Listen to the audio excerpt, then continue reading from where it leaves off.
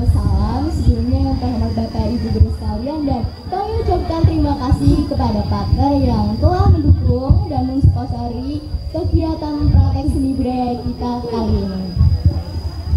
Kak, kira-kira kita berdiri di sini tuh dan dengan penonton kayak gini kita mau ngapain nih? Kak, tentu aja mau bawain tari dan drama yang kita buat khusus buat pentas dari ini. Iya, kalau dari Bunda nih teman-teman kelas 12-7 itu buat dramanya sendiri khusus buat kelas kami. Oke, apa judulnya tuh Kak kira-kira? Judulnya Mahkota Tumpah Darah.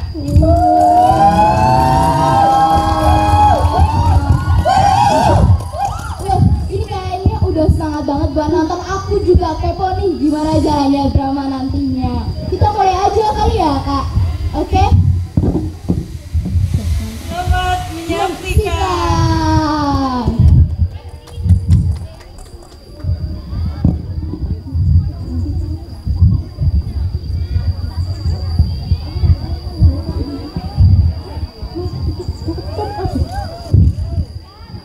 Welcome to Wonderland, Indonesia, the sacred Nusantara.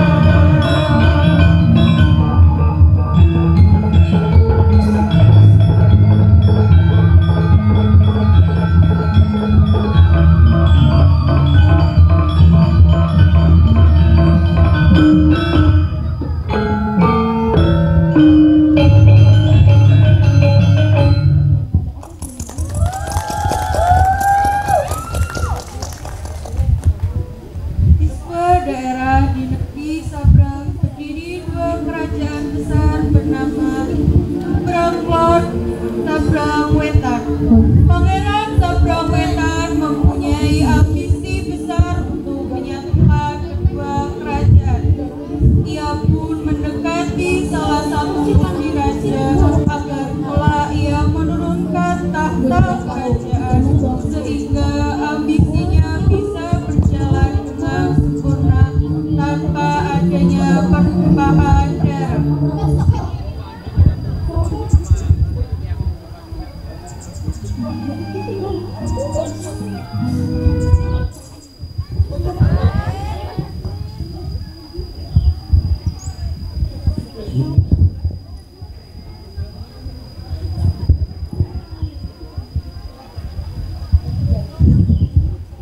Kamar istana yang dipenuhi bunga-bunga mekar tampak hangat.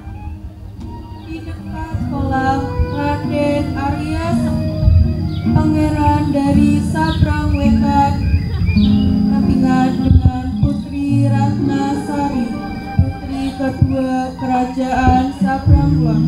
Mereka berbicara lembut di bawah sinar matahari sore yang tamam. Angin berbawa bunga melati yang menyelimuti taman.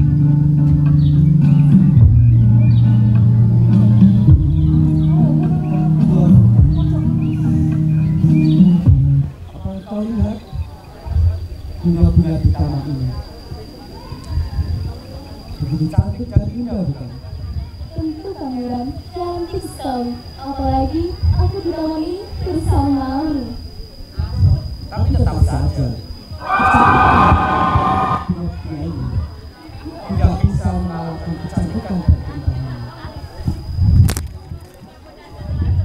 Ah pangeran, jangan seperti itu. Aku tak terbiasa.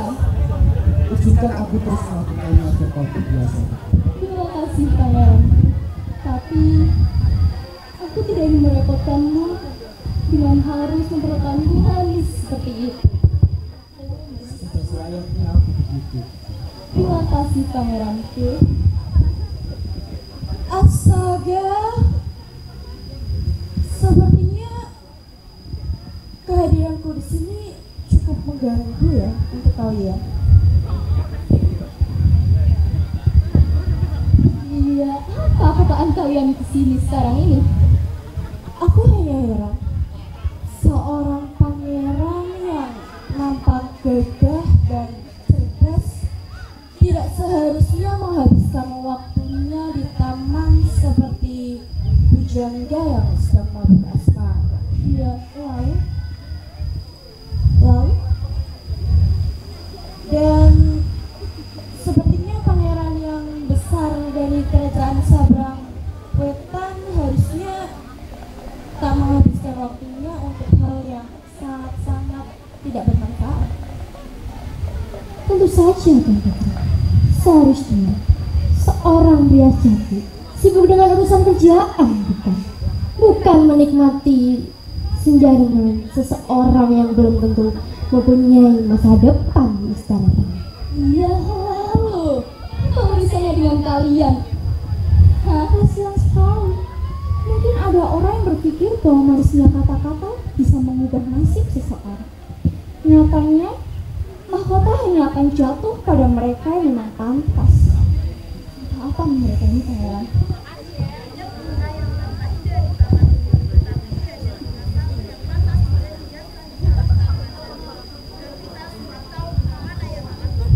Iya, lalu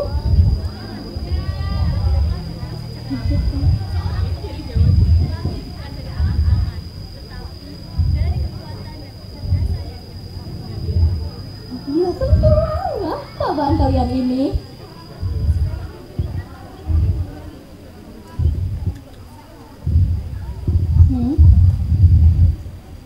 Putri Ratnasari, Apa-apaan kau ini kak?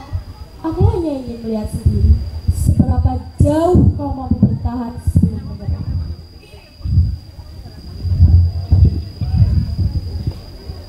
Jangan terlalu yakin Putri. Ini istana tenang dan cukup. Apa-apaan mereka ini pangeran? Ganggu waktu kita berdua, ganggu waktu kita bersama.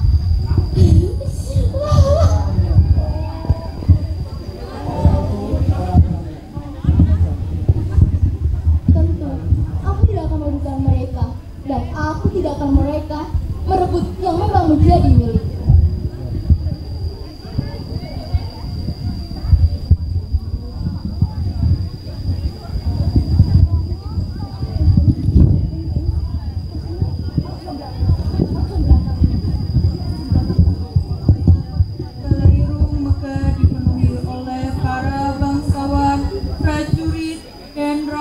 Yang berkumpul untuk mendengar pengumuman penting dari Prabu Anomwijaya. Raden Arya Satria hadir sebagai tamu kehormatan, duduk di barisan depan bersama prajuritnya. Putri Chandra Kirana dan Putri Ratnasari berada di sisi raja, menunggu keputusan yang akan mengubah takdir mereka. Di antara para pelayan dan dayak, para renggani setia masing-masing putri berdiri dalam barisan, menatap dengan penuh harap dan kecemasan.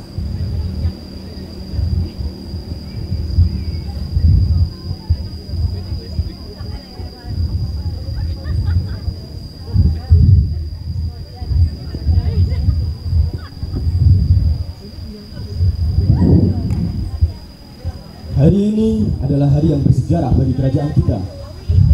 Sebagai Raja Sabanglor, aku telah memutuskan dengan bijak siapa yang akan mewarisi tahtaku dan memimpin negeri ini di masa depan.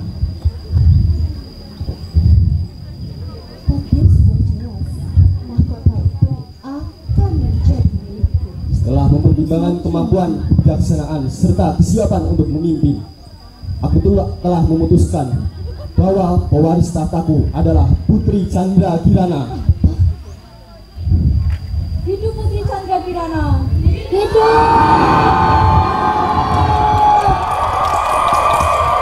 Terima kasih Ayahanda. Aku akan selalu membawa kejayaan pada kerajaan Sabanglor. Terima kasih. Selamat, Bapak. Terima kasih Putri Ratnasari. Mengucapkan selamat kepada Putri Chandra. Aku tidak bisa membiarkan ini begitu saja. Tuan Putri, apakah kau baik-baik saja, Tuan Putri? Tahta mungkin telah diputuskan, tapi semua ini tidak adil.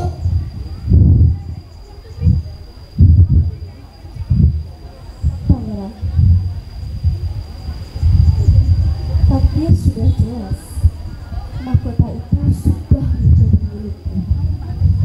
Aku yakin kerajaan kita pasti akan bisa saling menguntungkan di masa depan.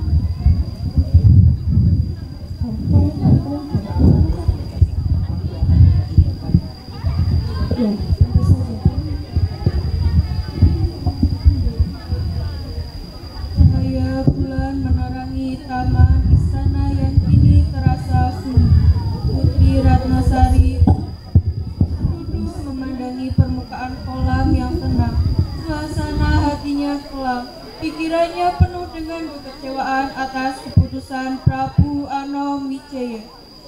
Tiga renggani setianya berdiri di dekatnya mencoba menghibur sang putri. Sari Dewi, sang rengganis pengkhianat, berdiri bersama mereka, tampak seolah mendukung dan menenangkan Putri Ratnasari.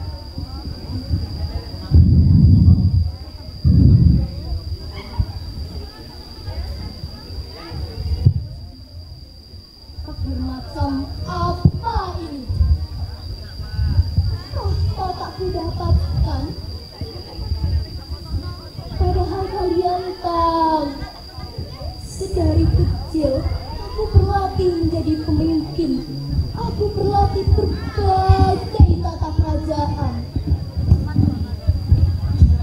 Tapi tetap saja ayahanda memilih kakak. Lantas bagaimana dengan aku? Tuan Putri,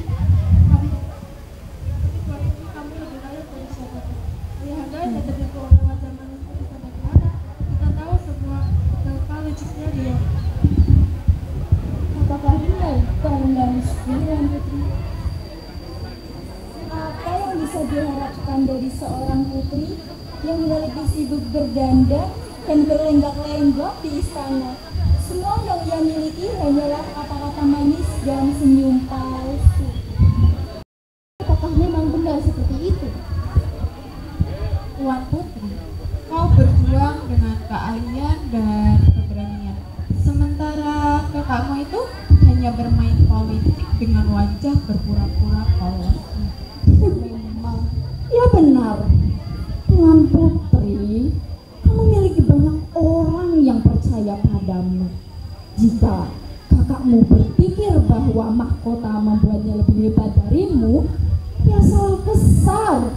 Engkau tetaplah yang paling layak. Betul, memang betul, bukan? Sudah seharusnya. Tuan Putri, Ada apa Rukmini? aku membawa kabar yang kau harus tahu. Apa itu? Aku baru saja melihat Putri Canda Kirana. Ia sedang bersama Raden Arya Satria. Mereka sedang apa? Aku melihatnya sendiri. Putri Canda Kirana melihat istana mereka. Ia terlihat sangat. Kabar macam apa ini? Berita buruk apa lagi? Tahukah kamu dapatkan?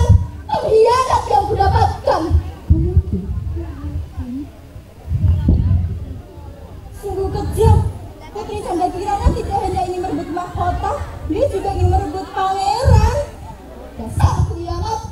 Tapi kami semua tahu kakakmu adalah orang bisa. Tapi aku tak menyangka Raden Arya Satria akan mudah terjebak. Siapa yang menyangka mereka melakukan hal tidak senang seperti ini? Tuan Putri, kau tidak boleh diam saja. Jika kau ingin membuktikan bahwa angkot pantas untukmu, kau harus mulai bertindak dari sekarang. Memang aku tidak boleh diam saja atas rasa sakit ini. Tuan Putri, yang ia katakan benar. Bukankah ini waktunya pembalasan? Aku muak. Aku tak dapatkan pasanganku yang kucintai dengan tulus, yang kuterima secara huranya. Aku tak kelihatan.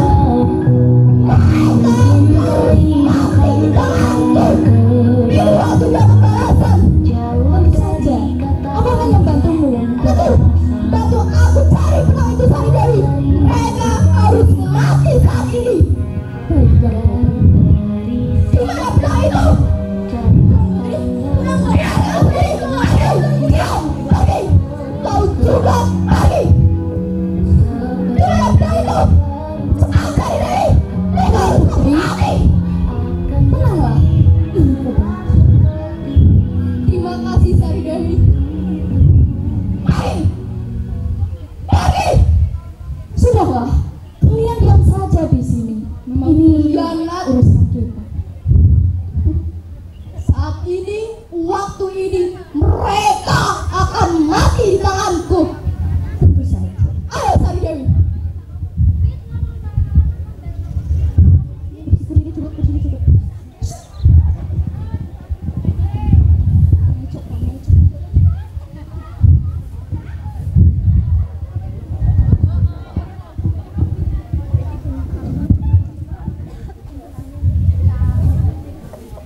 Pangeran, lihatlah, warga terlihat begitu damai dan bahagia. Aku ingin menjaga mereka dengan segenap jiwa dan ragaku.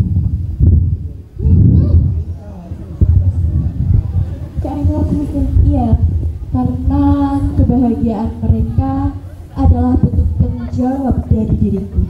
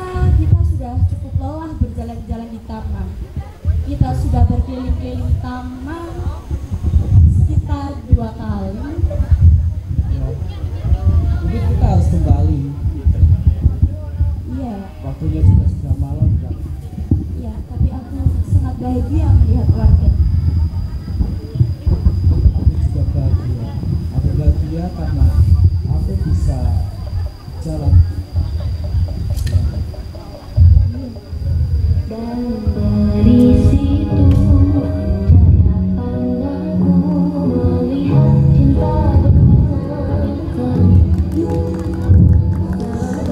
dugaanmu akan dan aku akan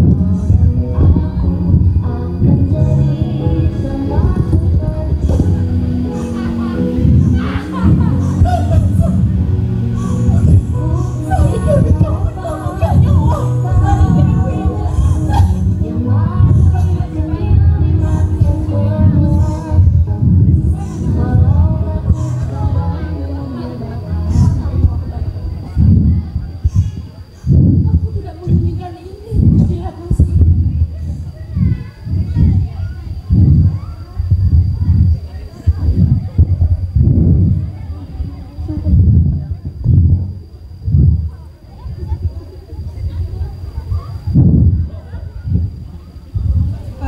yang dingin menyelimuti istana Sabrang. Langit kelabu seolah meratapi tragedi yang baru saja terjadi. Palairung utama dipenuhi oleh para penghuni istana, prajurit, para rengganis, bangsawan, dan pelayan. Semuanya dipanggil oleh Raja Prabu Anowijaya yang duduk di singgasananya dengan wajah penuh kemarahan. Di sisi kiri raja berdiri Putri Chandra Kirana dengan wajah datar. Sementara di sisi kanan berdiri para penasehat kerajaan. Namun sosok yang ditunggu tidak tampak. Raden Arya Satria, pangeran dari Sabrang Wetan, tidak berada di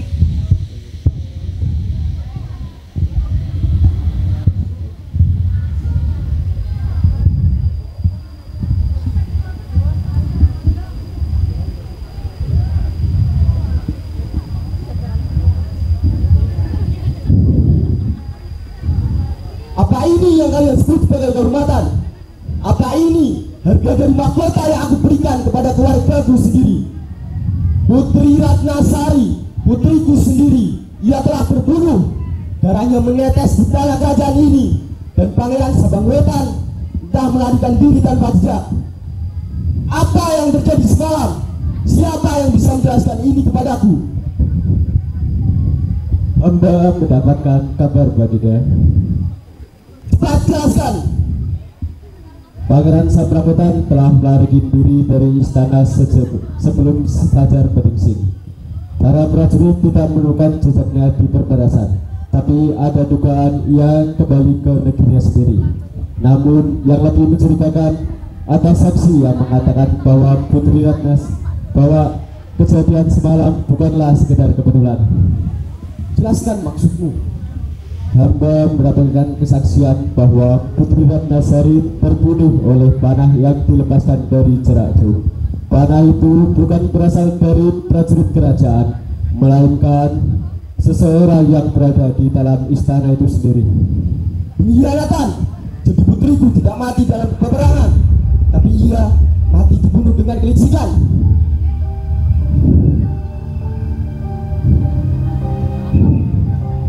Putriku, apakah kamu mengetahui tentang sesuatu? Hamba tidak mengetahui, Ayahanda.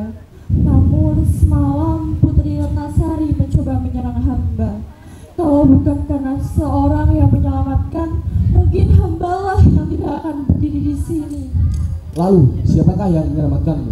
Hamba tidak tahu mengetahui, Ayahanda. Hamba yang melepaskan panah itu. Hamba tidak punya pilihan lain. Jika tidak, Putri Chandra Kirana korban. Jadi kau mengakui bahwa kau yang membunuh Putri Ratnasari? Oh, ternyata kamu yang telah membunuh Tuan Putri. Kau bohong. Kau bukan penyelamat. Kau pengkhianat. Cukup, aku tidak menerima dalam kerajaan ini. Sari Dewi, karena perbuatanmu, kau akan dipenjarakan di istana bawah tanah sampai aku memutuskan hukuman apa yang cocok untukmu dan untuk Pangeran Sabang Wetan. Jika ia memang melarikan diri, maka ia dan kerajaannya harus bertanggung jawab. Yang berarti dengan ini, aku nyatakan kita akan perang. Perang!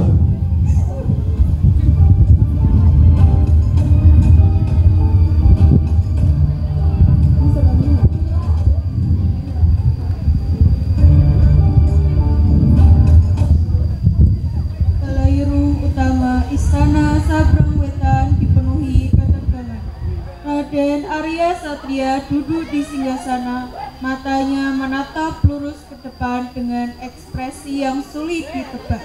Ia telah kembali ke kerajaannya sejak fajar menyingsing, membawa serta kabar kematian Putri Ratnasari dan kemarahan Raja Sabranglor.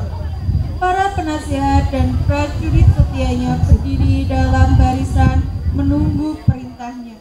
Di tengah ruangan, Jagabaya Mahesa dan Jagabaya Rundra melangkah maju dengan nafas terengah-engah membawa kabar penting.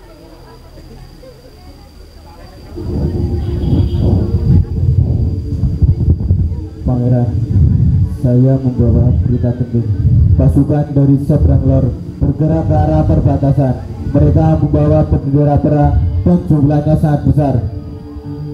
Ini pasti karena kejadian semalam. Berapa banyak jumlahnya? Hamba mengatakan sebenarnya prajurit. Pangeran, apakah kita akan menunggu mereka di perbatasan atau mengambil langkah pertama? Kita tidak akan mundur. Buat barisan pertahanan. Ambisiku adalah ambisi kerajaan. Kutitahkan kalian untuk berperang. Mukti atau mati. Persiapkan diri kalian.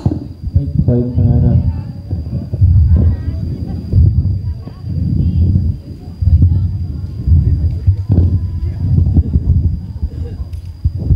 Senjata telah diangkat, genderang perang bergema di seluruh medan tempur. Ribuan prajurit dari kedua belah pihak berhadapan di perbatasan antara Sabranglor dan Sabrangwetan. Langit kelabu seolah ikut meratapi pertempuran yang akan terjadi. Debu dan tanah bercampur dalam ketegangan yang mencekam.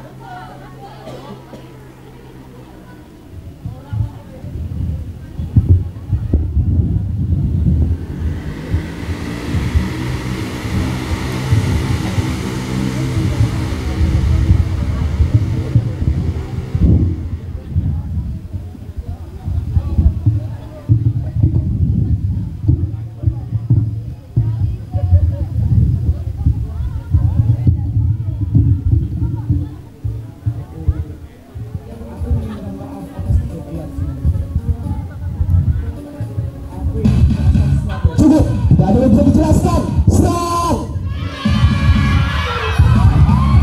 Betul.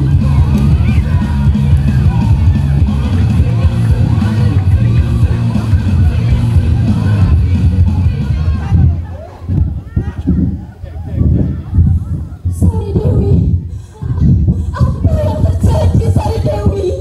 Apa yang terjadi?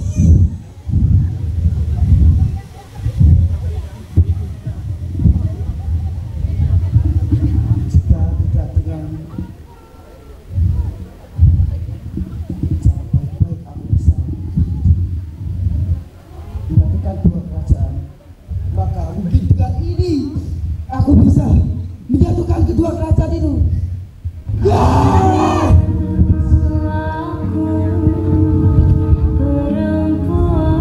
gila,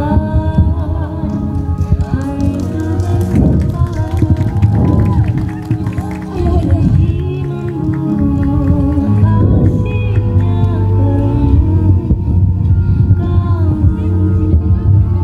Ayahanda, Cinta, pengkhianatan, ambisi telah menorehkan jejak dan perang. Seorang pangeran yang mencintai tahta lebih dari hati yang tulus.